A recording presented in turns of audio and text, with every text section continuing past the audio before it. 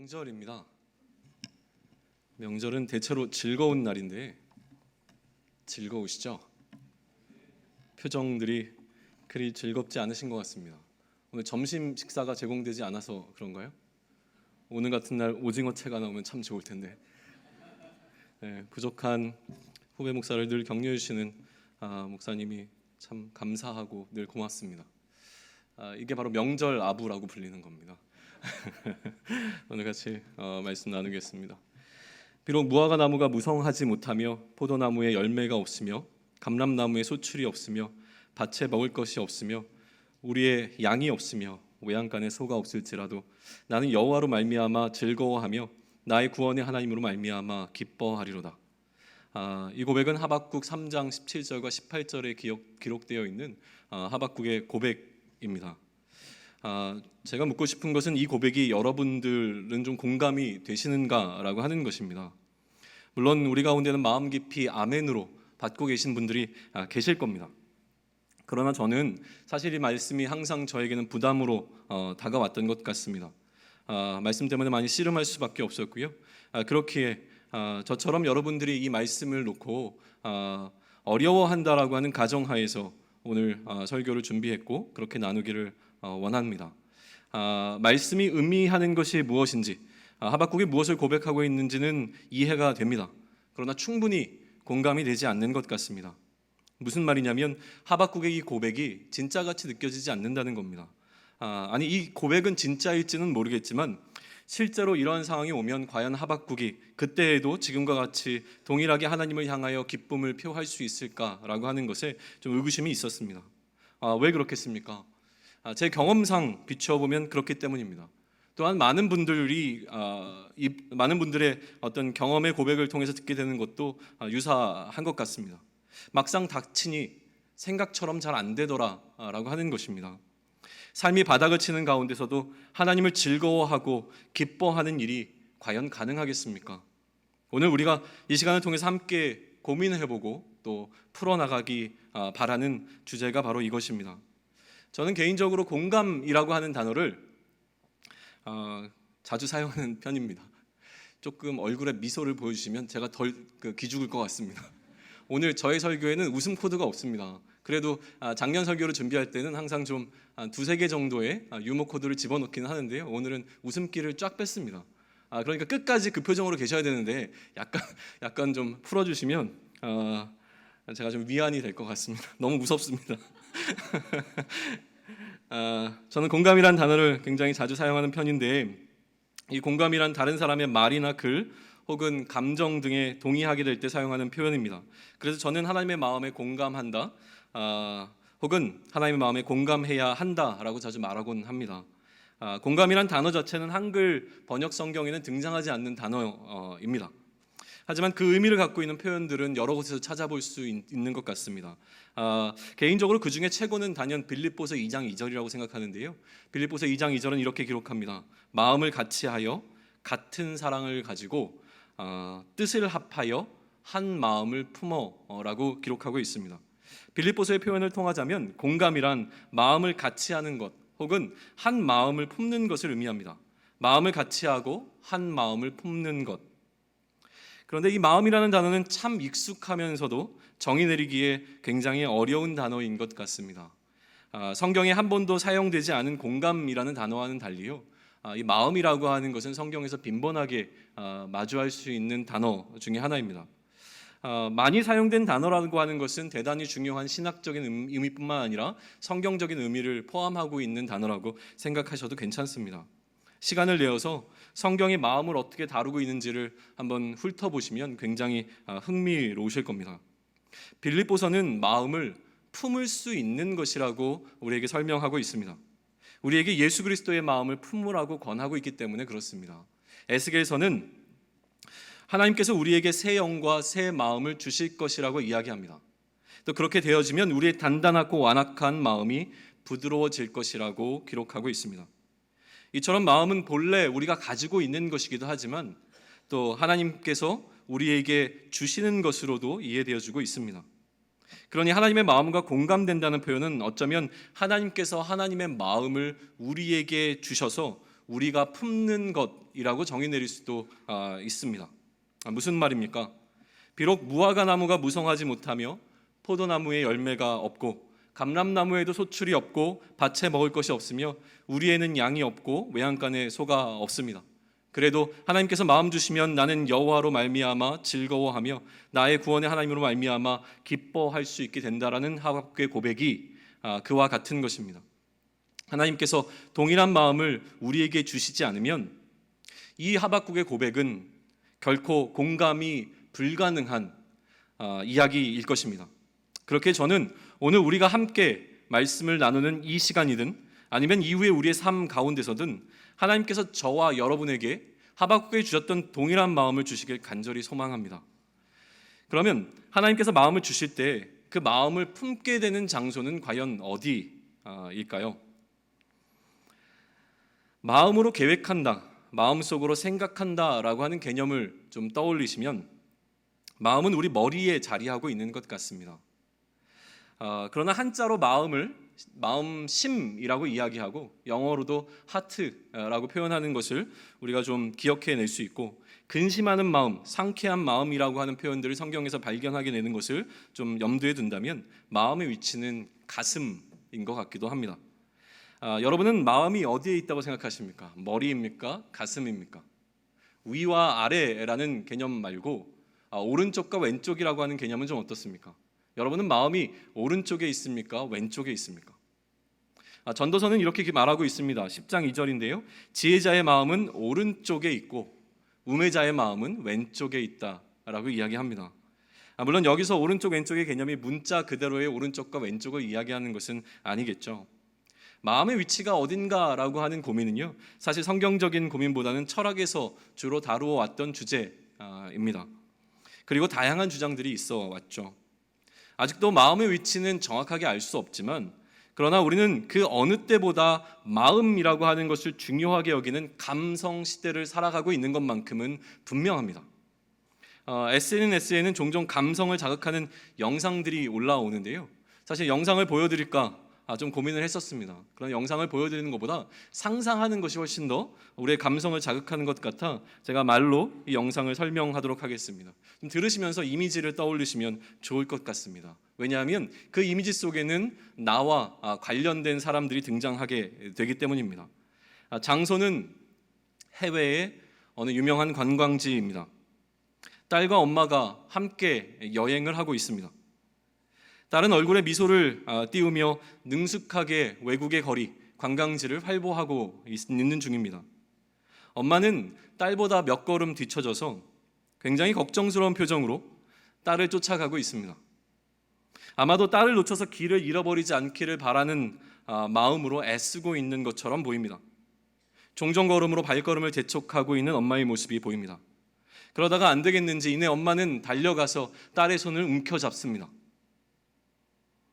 그리고 딸은 어린 적에 엄마가 자신의 손을 잡아주었던 것처럼 이제는 자신이 엄마의 손을 꼭 잡습니다. 서로 마주보며 행복한 웃음을 짓고 있는 두 모녀를 배경으로 이런 나레이션이 등장합니다. 함께 여행을 가서 20년 만에 엄마의 손을 다시 잡았다. Fly to 우리 엄마, 아름다운 사람들 아시아나 항공.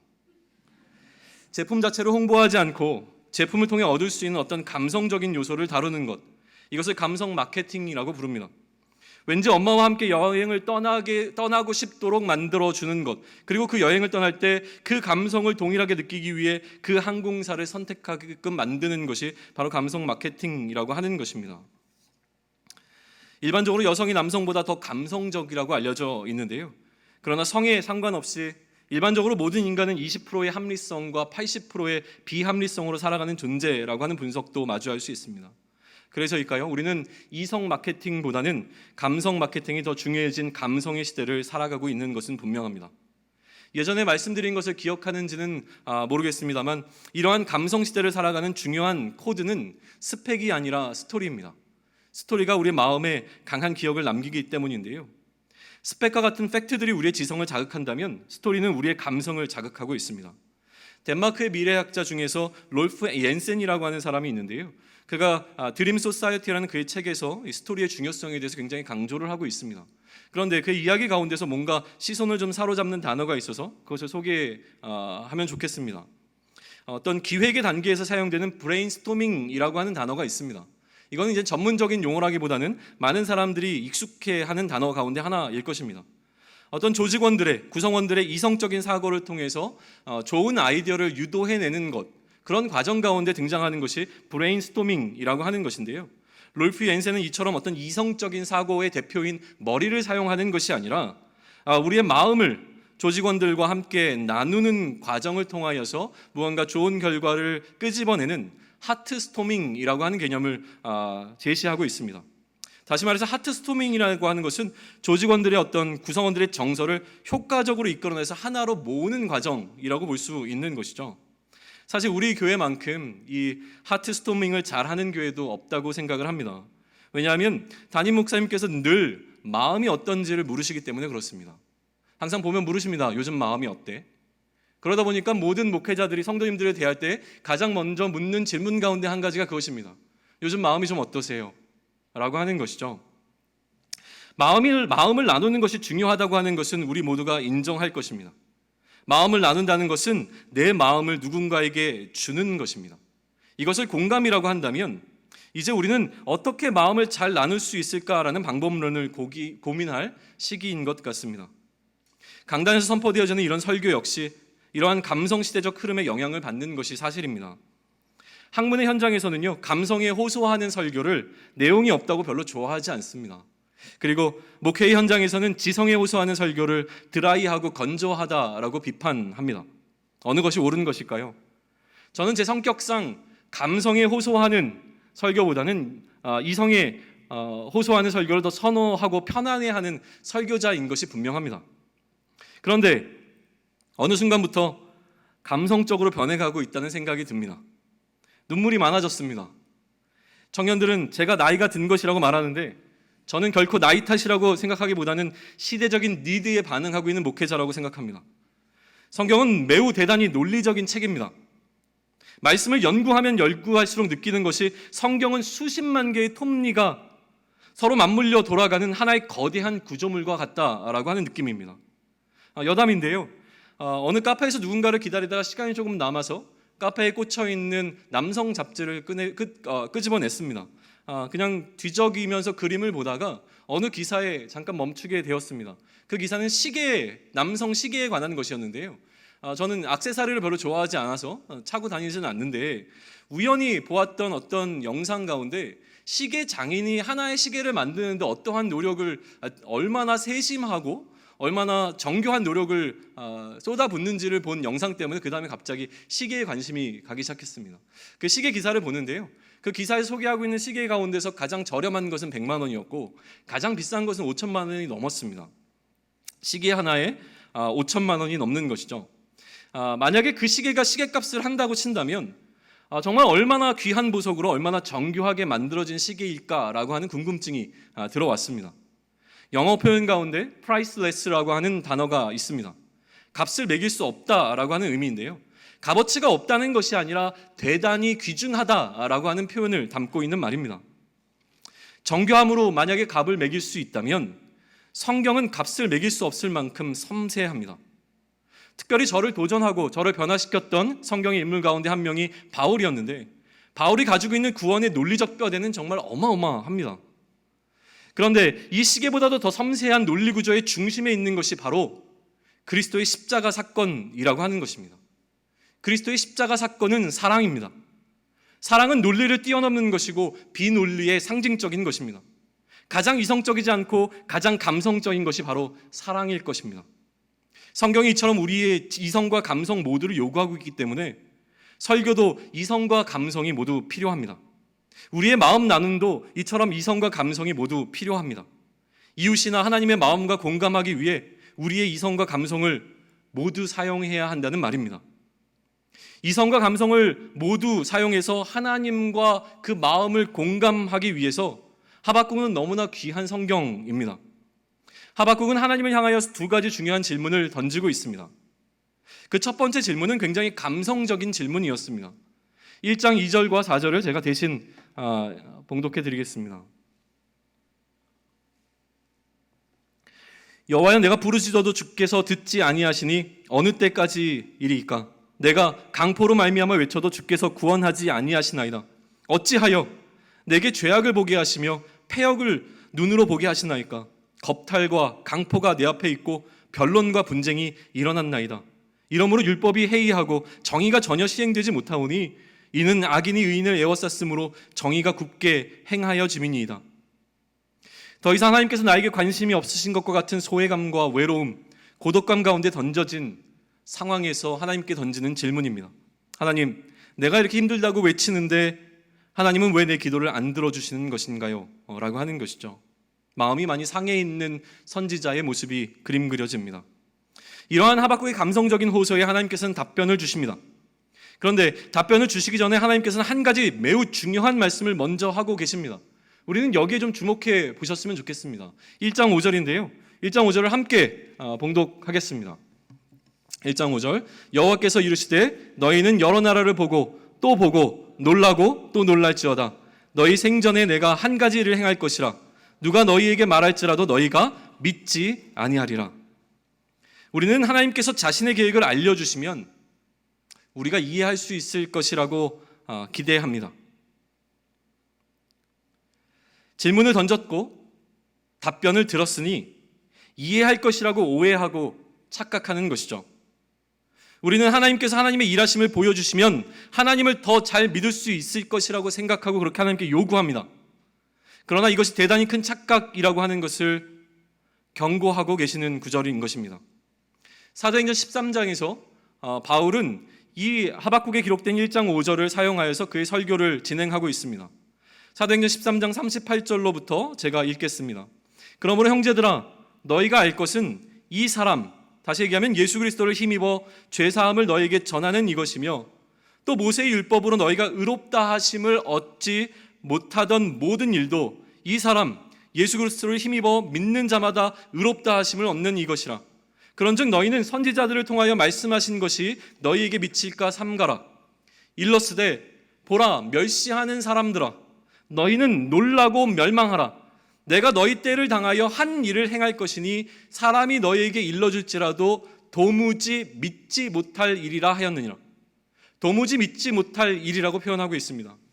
아무리 예수 그리스도에 관해, 예수 그리스도를 통해 행하실 하나님의 일하심에 관해서 전해도 믿지 않을 텐데, 그 믿지 않는 자가 당신이 되지 않도록 주의하라는 경고입니다. 사실은 대단히 무서운 경고인 것이죠. 하나님께서 자신의 일을 보여주심에도 불구하고 우리가 하나님의 일을 받아들이지 못하는 경우, 하나님께서 자신의 마음을 알려주시는데도 우리가 하나님의 마음을 받지 못하는 이유는 무엇일까요? 하나님의 일하심은 우리의 기대와 우리의 생각과 우리의 상식과 우리의 논리를 뛰어넘는 방식으로 나타나기 때문에 그렇습니다. 이후에 하나님께서 하박국에게 보여주신 하나님의 계획은요, 하박국의 상식을 뛰어넘어 악인을 들어 사용하시겠다고 하시는 것이었습니다. 1장 12절의 하박국에서 하박국은 하나님께서 그러한 계획을 갖고 계시는 것을 분명하게 알고 있었습니다. 여호와여, 주께서 심판하기 위해서 그들을 두셨습니다. 반석이시여, 주께서 경계하기 위하여 그들을 세우셨습니다. 그런데 공감할 수는 없습니다 라고 이야기하는 것입니다. 이해할 수 없습니다. 그래서 하박국이 하나님을 향하여 던진 두 번째 질문은 보다 이성적인 질문이었습니다. 1장 13절부터 17절까지의 말씀인데요, 하나님 이해가 되지 않습니다. 하나님은 능히 정결하시지 않습니까? 그러니 악을 참아보지 못하시는 분 아닙니까? 패역도 참아보지 못하시는데 왜 거짓된 자들을 냅두시고 악인이 자기보다 의로운 사람을 삼키는데도 그냥 아무것도 하지 않은 채로 잠잠하시는 겁니까? 하나님께서는 지금 우리를 마치 바다의 물고기나 벌레랑 동급으로 여기시는 것 같습니다. 보세요, 저 악한 자들이 낚시와 그물과 투망으로 우리를 잡아가고 있습니다. 그리고 그들의 힘이 그 그물과 투망을 신처럼 여기고 있는 것이 안 보이십니까? 잡은 그물을 비우고 또 다른 나라로 멸하러 가는 그런 저들을 저렇게 놔두시는 것이 과연 옳습니까? 하나님, 이해가 되지 않습니다. 이해가 되지 않으니 하나님의 그 계획하심을 인정할 수도 없었습니다. 하나님께서는 이러한 선지자의 두 번째 질문에 묵시로 답변하고 계십니다. 이 답변 속에서 우리는 이라데이, 진노하시는 하나님을 만나게 됩니다. 5번에 걸친 하나님의 진노가 2장 가운데 등장하고 있습니다. 하나님께서 이처럼 진노하시며 악을 향해 보응하심으로 일어날 일의 어떤 핵심이 무엇이냐고 물으신다면 저는 2장 14절이라고 이야기하고 싶습니다. 2장 14절을 한 목소리로 같이 읽으면 좋겠습니다. 2장 14절입니다. 이는 물이 바다를 덮음같이 여호와의 영광을 인정하는 것이 세상에 가득함이니라. 여호와의 영광을 인정하는 것이 무엇입니까? 여호와의 영광을 인정한다는 것은 여호와의 영광을 아는 것이라고 다시 번역해 볼 수 있습니다. 왜냐하면 같은 단어가 아는 것이라고 번역되어져서 사용됐기 때문이고 그 구절 역시 굉장히 유명한 말씀이기 때문에 그렇습니다. 호세아 6장 3절은 이렇게 기록합니다. 그러므로 우리가 여호와를 알자, 힘써 여호와를 알자. 다시 얘기하면 우리가 여호와를 인정하자, 힘써 여호와를 인정하자라고 번역할 수도 있다는 의미입니다.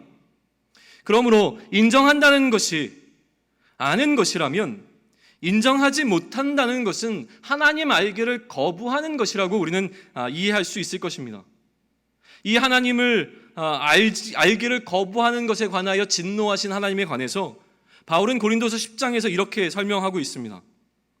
우리가 육신으로 행하나 육신에 따라 싸우지 아니하노니 우리의 싸우는 무기는 육신에 속한 것이 아니요 오직 어떤 견고한 진도 무너뜨리는 하나님의 능력이라. 모든 이론을 무너뜨리며 하나님 아는 것을 대적하여 높아진 것을 다 무너뜨리고 모든 생각을 사로잡아 그리스도에 복종하게 하니 너희 복종이 온전하게 될 때에 복종하지 않는 모든 것을 벌하려고 준비하는 중에 있노라. 하나님 알기를 거부한다는 것은 하나님께 복종치 않는 것입니다. 복종치 않음의 결과가 하나님을 결국 진노하시게 만드는 것이죠. 하나님께서는 침묵하시거나 외면하시거나 무관심하신 것이 아니라 오늘 고린도 후서에서 기록되어 있는 것은 준비 중이라고 하는 것입니다. 준비 중이라고 하는 것은 하나님께 분명한 계획이 있다는 것입니다. 하나님은 모든 이론을 무너뜨리고 계십니다.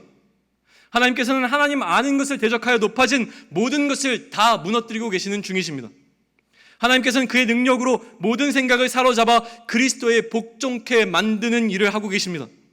그래서 우리의 복종을 온전하게 만들기를 원하십니다. 그리고 그때가 되었을 때에 모든 복종치 않는 것을 벌하실 것입니다. 하나님께서 악인들의 악행에 무관심하신 것이 아니라 벌하려고 준비 중이시라고 하시는 것입니다. 이 하나님의 진노가 쏟아질 때에 물이 바다를 덮음같이 여호와의 영광을 인정하는 것이 세상 가운데 가득해지게 되는 것입니다. 물이 바다를 덮음같이 여호와의 영광을 아는 것이 세상에 가득해지는 때가 온다고 하는 것입니다. 그러나 준비 중이시기에 우리에게는 기다림이 필요합니다. 이러한 하나님의 진노하심에 대한 뜻을 알게 된 하나님의 마음을 알게 된 선지자는 그 태도가 변합니다. 하나님의 마음과 공감되고 난 이후에 선지자는 완전히 돌변하게 되어집니다. 그리고 고백하는 고백이 바로 3장 17절과 18절의 말씀이라고 하는 것입니다. 이제 이 어려운 상황은 나에게 더 이상 문제가 되지 않습니다. 나는 이제 여호와로 말미암아 즐거워하며 나의 구원의 하나님으로 말미암아 기뻐할 수 있습니다 라고 하는 고백을 하고 있는 것이죠.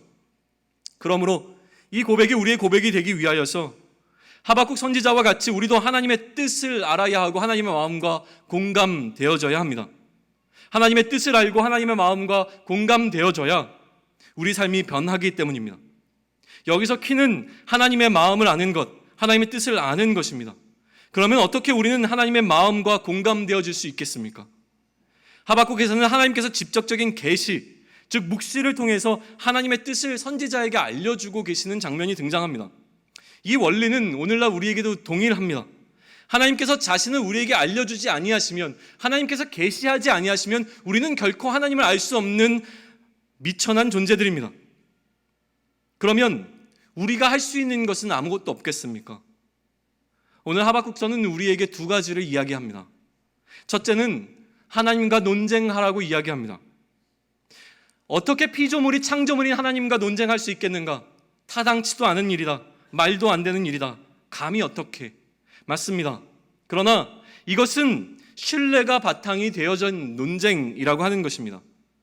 나의 지식을 넘어서는 부분이기 때문에 내가 도저히 나의 능력으로는 이해할 수 없는 하나님의 큰 일이기에 하나님께 모든 것을 의탁하며 하나님 알게 해주십시오라고 간구하는 간구라고 하는 것입니다. 둘째는 하나님의 응답을 기다리라고 하는 것입니다. 2장 1절은 이렇게 기록하고 있습니다. 내가 내 파수하는 곳에 서며 성루에 서리라. 그가 내게 무엇이라고 말씀하시는지 기다리고 바라보며 나의 질문에 대하여 어떻게 대답하시는지 보리라 하였더니 라고 기록되어 있습니다. 이 성루는 하나님의 일하심을 기다리는 장소로 많은 사람들에게 잘 알려져 있는 장소입니다. 많은 것들이 보이는 장소이기 때문에 그렇습니다. 특별히 선지자들에게 유명한 곳이었습니다. 그곳에서 하나님의 응답을 기다리는 장면이 발견되어집니다. 공감이란 이런 것입니다. 이러한 깊은 고민과 오랜 기다림 끝에 마주한 하나님의 마음, 그것이 바로 공감이라고 하는 것입니다. 그런데 그 마음에 온전하게 반응하기 위해서 우리가 놓치지 말아야 할 것들이 있습니다. 앞에서도 언급했지만 우리는 마음을 나눌 수 있는 많은 자리들을 마주하게 되어집니다.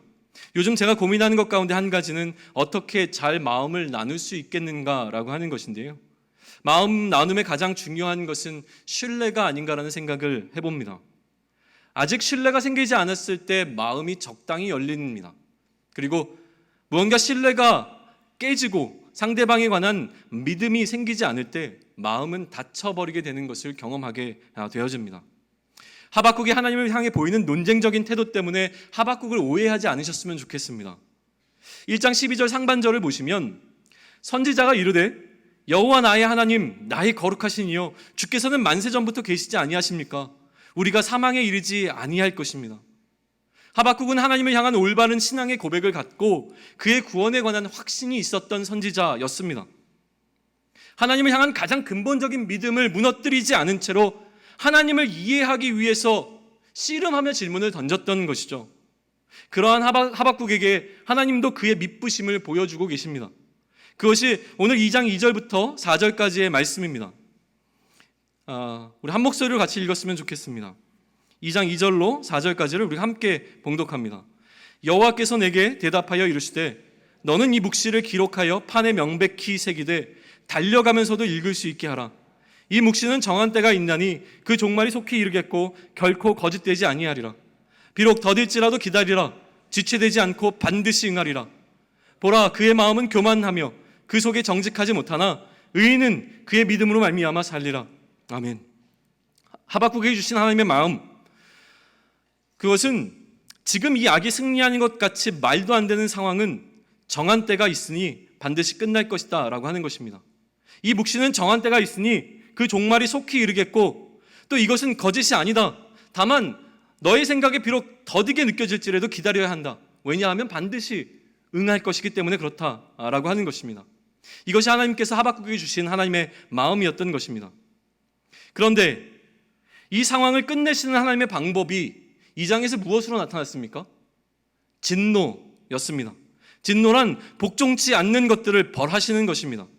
그래서 선지자는 그 진노를 기다리면서 하나님의 마음과 공감된 선지자는 그 하나님께서 행하실 진노를 기다리면서 하나님께 간구합니다.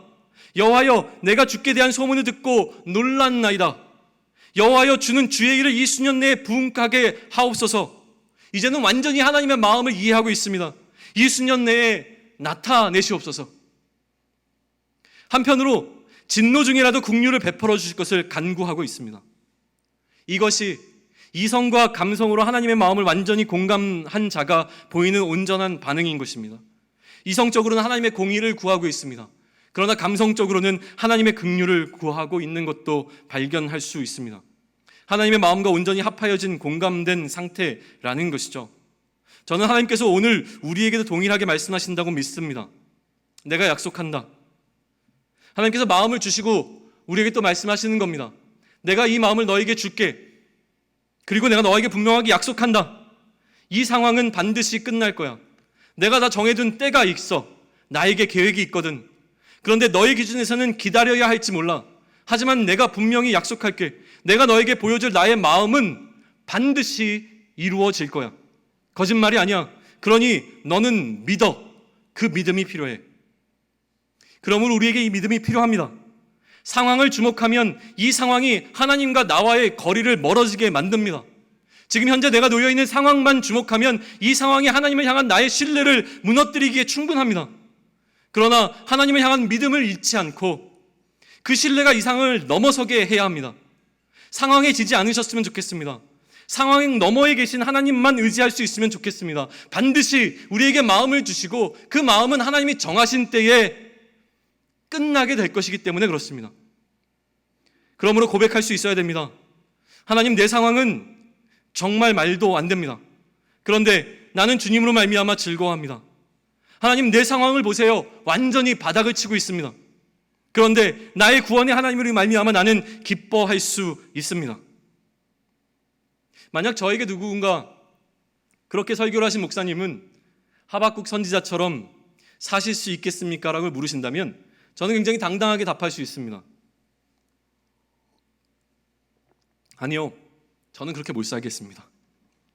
생각만 해도 끔찍합니다. 저는 하박국 선지자가 아니지 않습니까?